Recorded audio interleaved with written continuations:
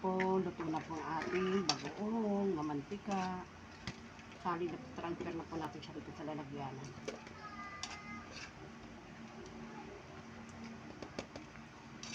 Lagyan ko po siya ng baboy yung mga mari kasi kagabi iluto ko siya, hindi siya lalagyan.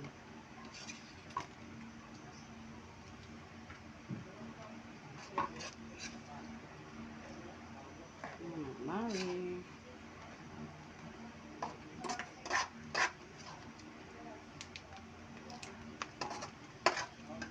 Sarap-sarap po mga mari. Tamis-tamis na maalat. Pero gusto ko po talaga sa bagoong mga mari matamis. Kasi para po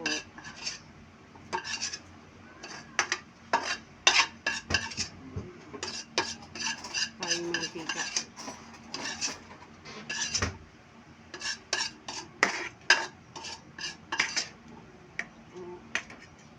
Mari ang ating bagoong.